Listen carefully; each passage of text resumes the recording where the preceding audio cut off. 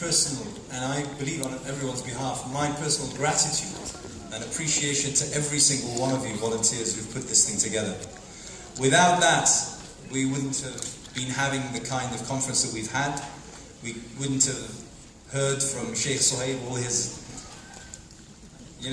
inputs and jokes and the Nicki Minaj. I never thought there's an Islamic conference here in Sweden, Nicki Minaj would come up. Never, ever.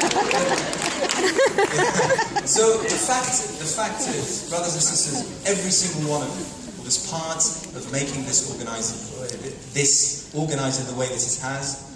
May Allah subhanahu wa ta'ala reward you. May Allah subhanahu wa ta'ala offer you the best in this life and the hereafter. May Allah subhanahu wa ta'ala make you better in terms of who you are, in terms of your intellectual ability, in terms of your ability to reach out and make brothers and sisters and friends from those you have met this time.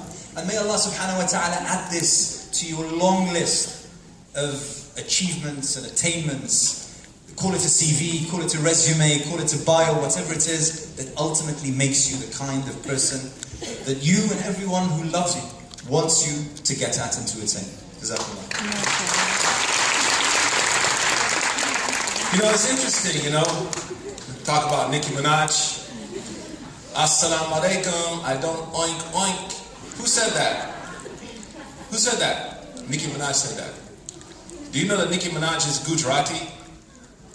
Yeah, that's why have you ever thought about what would make Nicki say, Assalamu alaikum, I don't oink oink? Who would say that? What type of religious person, what would their religion be?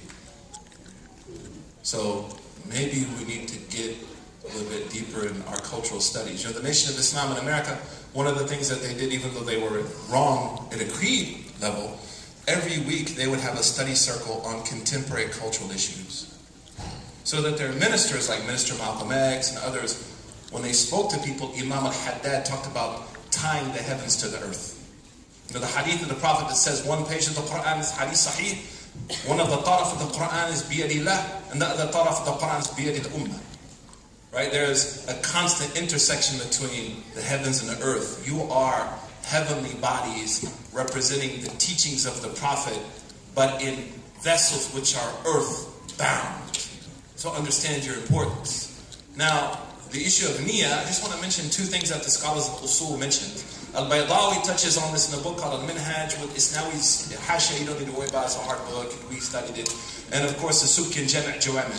Everything doesn't need niyyah. It's one of the biggest problems that I see when du'at speak is I can tell they haven't studied the Usul fiqh. When they open their mouths, it immediately becomes very clear that they should not be talking. That's not the case here, mashallah. And one of the problems is that some people, you need niyyah for everything. You need niyyah when you use your phone. You need niyyah when you drink. You need niyyah when you walk. You need niyyah when you talk. And you start to wonder like, I'm horrible. But in fact, when you go to, for example, Khalil's Mukhtasar, you find that only certain type of acts need niyyah to be accepted by Allah. For example, salah. That's why the issue of wudu is important with the ahnaf. Right? The Ahnaf say you don't have to have niyyah for wudu because they say wudu is not something heavenly, it's something earthly. You stay clean and cool. The others say no, it's purely for the sake of Allah. We call it ta'abudi. Right? So let me say this. You being at this conference, I'm going to say something. I want you to understand what I'm saying. You don't have to have niyyah. Allah will accept it from you because we say that niyyah is not a condition for an act like this to be accepted by Allah. That's why nikah, in any book of fiqh, you never find one of the conditions of nikah is what? Niyyah. That would be hard on people. That would be. Can you imagine if everything you have niyyah? You're like.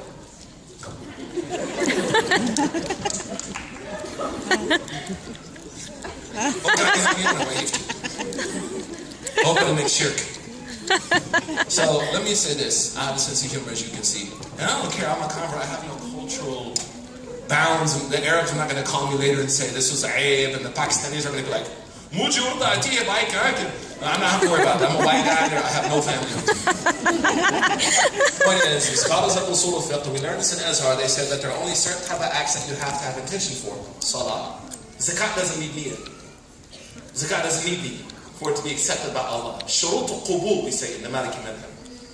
So, the conference, we do say this though, it's better if you have intention. It's better, and that's what separates the righteous from, righteous light. Righteous light are those people who don't do niyyah all the time. The muqarrabeen, that's why they're called muqarrabeen in the Quran, because they're always qareeb to Allah. Their intention are those who make intention before. I remember once, my boys here, I was with my boy Lupe, and he had a concert. And after the concert, this brother asked him, did you have niyyah before your performance? So Lupe was like, no. And he's like, well, you know, Allah subhanahu wa ta'ala will never accept what you did. And I said, hey, wait a minute. He doesn't have to have niyyah before a concert. It's better if he does. But Allah is so merciful, He knows we're going to forget all the time, right? That He will accept those kind of deeds for us even without being like the volunteers in this conference. But it's better if you have intention. It's better. I love, I said, sit down and plan how you can have intention. But there are only certain type of acts that have intention behind them. So may Allah reward all of you, inshallah. Bless us to be sincere, inshallah. Amen.